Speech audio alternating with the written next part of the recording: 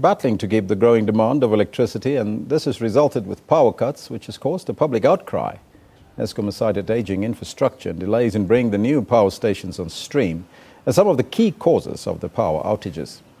ANC Secretary-General Gwede Mantashe says that the energy problem is a key priority, but the public should not expect overnight solutions. Meanwhile, Eskom has proposed that shopping malls must turn on their backup generators instead of relying on the national grid to supply demand. Eskom is engaging the South African Property Association in efforts to contract members or their members standby generators capacity. For more on this story, we are now joined in studio by Eskom spokesperson Andrew Etzinger, and we'll talk about more of those things. Andrew, a very good morning to you and welcome. Good morning. Thank you, Albert. But by the way, last week was a very good week for Eskom. No outages, no blackouts, no rolling blackouts, they call it. What is the situation looking like this week? Last week was great. In fact, the week before that was good as well. Coming into this week, we're off to a good start. There's no risk of load shedding immediately, but things can change. Our reserve margins are low. A lot of maintenance happening at the moment, so we can't declare victory. Unfortunately, it's going to be a long slog. And there are going to be good weeks and bad weeks. Last week, 2 weeks were good. Hopefully good again this week, but we need to be vigilant. What was the reasons for the good week, the last 2 weeks? Our power stations are old, they are unreliable, and unfortunately are unpredictable. So we never really know, to be perfectly honest, a couple of days in advance of whether we're going to be having a good week. When we talk about a good week, we mean a week with a small number of breakdowns, but it could easily turn. We could have a large number of breakdowns, and unfortunately these events just happen sometimes randomly. So that is what makes the difference between a good week and a bad week. It's just about unreliable plant and what happens. Eskom CEO did indicate that aging infrastructure was one, and of course maintenance over the many years has hampered the progress and of course the outages that we currently have. Is that correct? That's exactly the case. As power station gets older, and it could be a motor car as well, it needs to be maintained more regularly and has to stay in the workshop a lot longer. Exactly the same with the power station. But the difference with the power station, we haven't had the time or the opportunity to put the power station in the workshop, if I can use that term, simply because to do so would have resulted in load shedding. So it's been a bit of a difficult dilemma how to keep the lights on but how to do the maintenance at the same time, and unfortunately over time we've fallen back. There's been many questions and many outcries, but whose responsibility is it to keep the lights on? And was it Eskom's proposal many years ago to actually upgrade the infrastructure? Eskom has, 20 years ago, pointed out that we're needing new power stations in the country, and we pushed very hard to get the new build program on the way, which fortunately it is. So we'll be seeing Medupi and the Kusile power station and Gule coming on private sector. A lot of capacity is being built at the moment. So that's the good news.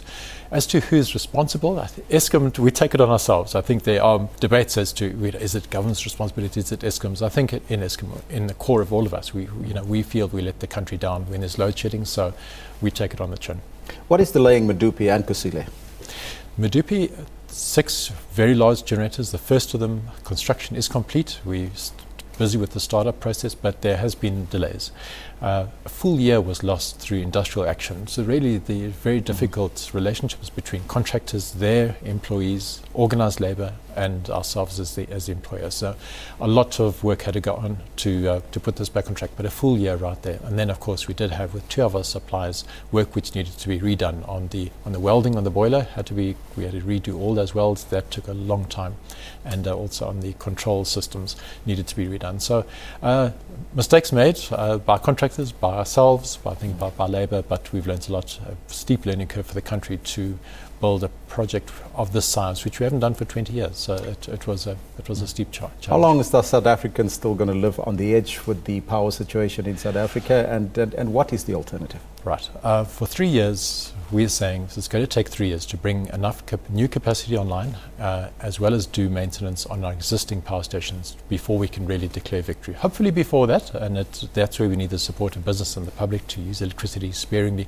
If we can work together from the demand side and the supply side, we can get that balance back quicker. But at the moment, the most likely scenario is 3 years. Hopefully improving steadily over the next 3 years, but until then we are going to be vulnerable with the possibility of a bad week again. We're also currently buying electricity from our neighbours. What is the situation there, and is that sustainable really?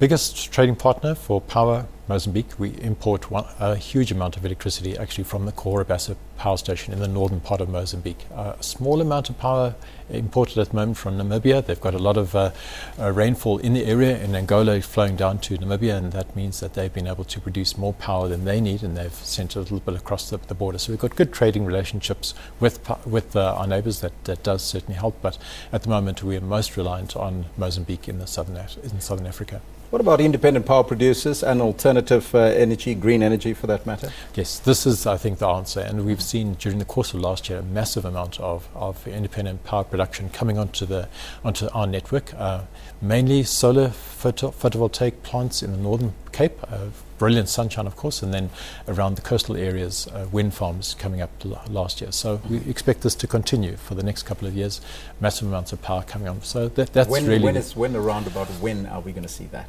Right. Last year we saw about 1,000 megawatts come onto the network and producing power. To put that into context, that is bigger than the first generator of Medupi. So we're urgently waiting for that, but collectively we've actually silently seen something even bigger than Medupi happen. So it's a lot. And this year we'll be seeing about another 1,000 or so come on, and so on. So it's really a process. It's really in process and looking very good. Producer had a response, a proposal rather. Are they responding and saying that daylight saving time is the issue? I know also that we had a number of discussions with Professor Parsons on this particular show about daylight saving. Are you looking at that as well, Pat? We've looked very intensively at both daylight saving as well as the possibility of dividing the country into 2 time zones, both of which would have certain impacts on the usage of electricity. And of course, if it's still daylight when we come home, that means we're not switching on lights when we get home, and that would be a saving in electricity. So you're stretching out your evening peak time a bit longer, and there would be benefit. We've looked at that. That would be in the order of about 1% reduction in electricity consumption. So 1% is not nothing, but it's, I think, perhaps a little bit less than people would expect. Now, coming back to the issue of the shopping malls, so far have you received any responses from your call for the shopping malls to use their backup generators? We got together with the South African Property Owners Association. In fact, it was their initiative to say they've got members around the country. How about those generators, which for most times sit idle? Would it be of use to run these generators to the benefit of the national grid, which is a very intriguing concept? And we've come some way with them. We're gathering data about what is available at the various shopping malls, at buildings, at casinos, you name it. A lot of backup generators. And the concept would be, if in addition to our own generation we could buy the fuel and supply the fuel to those generators and to get them running almost part of the national grid to avoid load shedding, would it make sense to do so? And clearly it would, and this is what we're in discussions with at the moment. So it's just a way of, instead of building a power station, there's already a power station there made up of tiny little power stations around the country. How do we get these working for the benefit of the country? And credit to SAPOA, who've really played a great leadership role there in getting all these property owners to the table and saying, yes, let's sounds like a great idea, but the point is, these are backup generators in case there's no electricity. Will that be sustainable for the shopping malls, though? That's a crucial point. And of course, we would never expect the shopping mall to run their diesel tanks empty and not have their diesel generator available to run in the event of load shedding. But the diesel generators are able to run for longer periods than the 2 or 3 hours that a load shedding slot would involve. And for these, there are times when the shopping malls have said yes, that would be absolutely fine. Of course, we have to pay them. Of course, it has to make financial sense to the shopping mall, and so they would make a slight profit on that, which of course is important to them as well. But those are the opportunities that we've looked at. We have signed up generators already, so we're getting about 20 megawatts of customer-owned generation onto the grid at the moment, and that all helps. So it's selling almost energy back to Eskom. That's exactly it. Yeah. Would that only apply to shopping malls, or would big business be able to do that? Even consumers that wants to go off the grid and sell their energy back to Eskom? At the moment, we're looking at the commercial sector simply because, from a practical point of view, we're looking at larger generators. The administration around this, because of course we have to be very careful in measuring how much was produced, etc., so that when we pay for it, when our auditors are happy with the process. So we've started with technically generators of 1 megawatt or bigger, and that would rule out most households. But I'm sure that in time to come it will be possible for homeowners to sell power back onto the grid. Our National Energy Regulator in South Africa will be releasing a discussion document soon about that whole process. And so, as in other areas of the world, this will be possible. Will this apply to all shopping malls around the country? All shopping malls, all commercial buildings for that matter, who have got their own backup generators, who are interested, are most welcome to contact us, and we'd love to work with them. Now, the next question is a bit harsh, but it needs to be asked. Sure. Is this not maybe a dereliction of duty from Eskom's perspective, seeing that you need to supply electricity and now you're asking the shopping malls to supply you with energy? No, I think our responsibility is to make sure that South Africa is powered up. And as part of that, we need to look at a couple of, I think the term is think out the box, and this is what we need to do. We need to look at all means necessary to get the power flowing.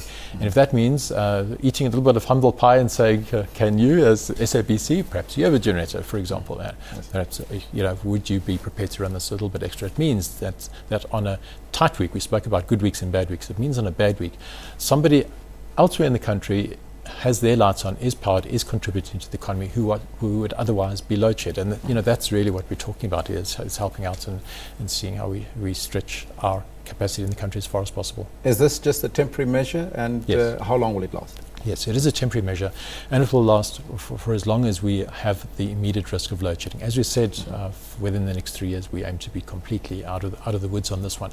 It is an expensive operation because diesel in itself is a very expensive commodity. It's expensive to run, so it would be really a last resort before load shedding, and would be used sparingly, so it wouldn't be a daily operation. Andrew, your message to South Africans and all consumers out there today? Really, from Eskom's side, it really is for us a painful exercise to have to load shed when we do. We thank the public for bearing with us. We understand the frustrations. We're asking to please work together, be it on a generation side, as we actually said, or switching on lights which are not necessary in rooms, switching off geysers over peak time especially. These little things all make a big difference and are helping to keep the lights on. So from us, we apologise and we thank you for your support. Mr. Etzinger, thank you so much for coming through. It's my pleasure. Joining us here on AM News. Now that was Eskom's spokesperson, as well as, no, in fact, you've got a new title now. Is that General Manager? Official job, Senior General Manager, but I'm acting spokesman. Andrew Etzinger there in studio with us. Now that's your business news for now.